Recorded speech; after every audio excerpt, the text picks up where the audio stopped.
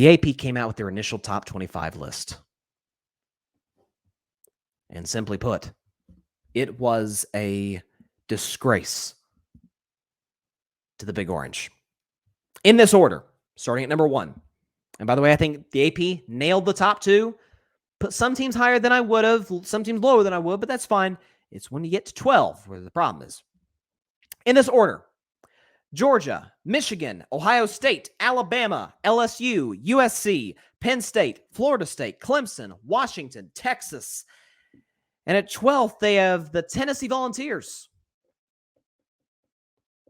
My Vols, who went 10-2 last year, has wins over Alabama, a dominant win on the road in Baton Rouge. I think the final score 40-13. I think it was. Dominated LSU. It went over Pittsburgh on the road, by the way. Pittsburgh, was a ranked team at the time. Beat Clemson pretty decisively. By the way, Clemson ranked 9th in the Orange Bowl.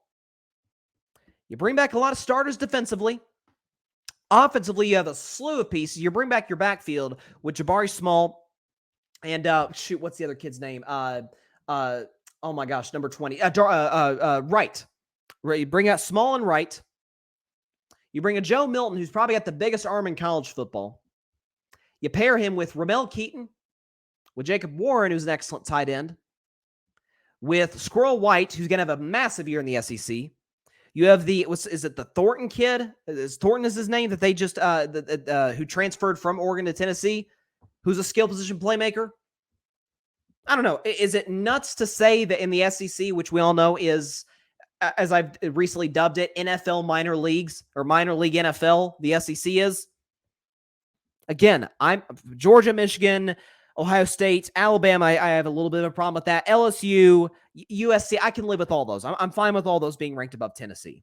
But I think returning a bunch of defensive starters, having a slew of offensive talent with one of the brilliant offensive minds in college football should warrant a higher ranking than Penn State, Florida State, Clemson, who they literally just beat, and certainly Washington. Not a knock against any of these schools. I think Florida State's going to win the ACC over Clemson. I really do. I think Florida State is legit this year. Got a great coaching staff. Penn State, James Franklin, one of the better coaches. I'll tell you, the one that really rubbed me the wrong way was Texas. We do this. Texas is it's funny, same state. They're sort of the Dallas Cowboys of college football. I would say almost to a greater degree, because Dallas, at least, they get to the playoffs. They'll win the occasional playoff game.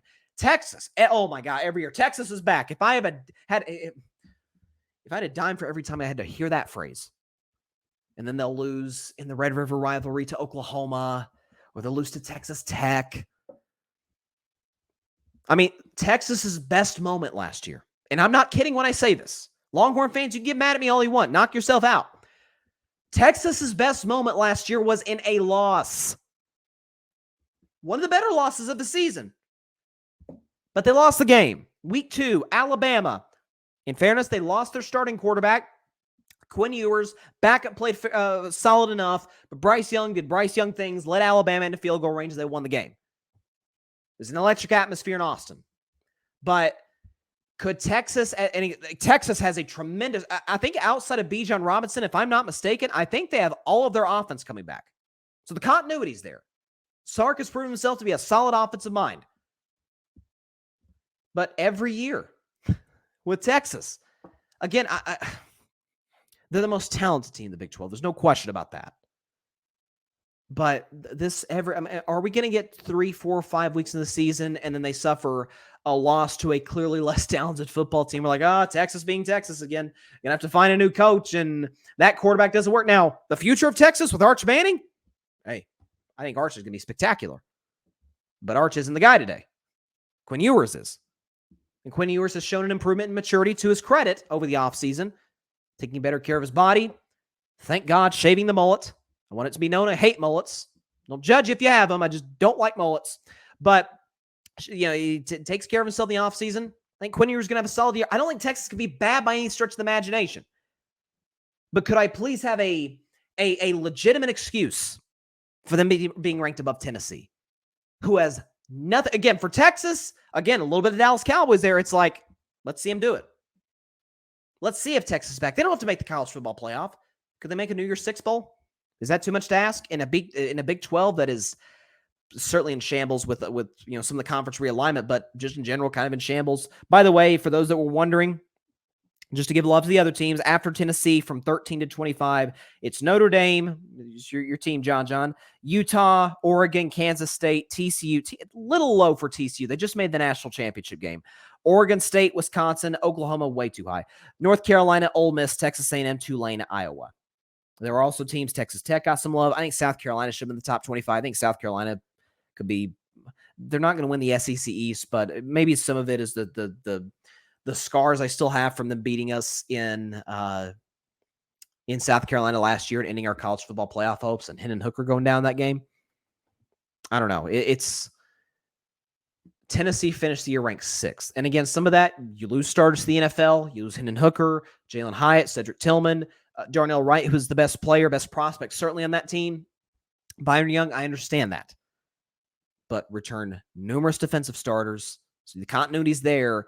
And offensively, Josh Heupel, the first 2 years of his coaching career in Tennessee, has shown plug almost anybody in there with speed and skill, they're going to work. This is the same offense. There's many of the pieces that were on that offense that dropped 50 on a Nick Saban defense. That should count for something, I would think. Alabama again at 4. I don't think Bama's better than Tennessee. I'm sorry. Who's their quarterback? Is it the Milroe kid who started for him last year? Now, quarterbacks can get better. We saw Joe Burrow, who was fine in 2018 and then was, good Lord, he's the best quarterback in college football. Had the greatest college football season ever by a quarterback in 2019. Quarterbacks can get better, and certainly you're not in a much better situation to do that than in Alabama. But again, I see question mark for some of these teams above Tennessee. Whereas Tennessee, there's a sense of certainty there. Continuity defensively, numerous playmakers offensively, and a quarterback that you worried about accuracy early in his career at Tennessee. He was money against Clemson, one of the best defenses in college football. I don't know. I saw that list, and I was thinking, before I looked at the list, I'm like, I think Tennessee's gonna be 7, 8. I think it's fair. I say 12th. I'm like, I don't get the argument for that.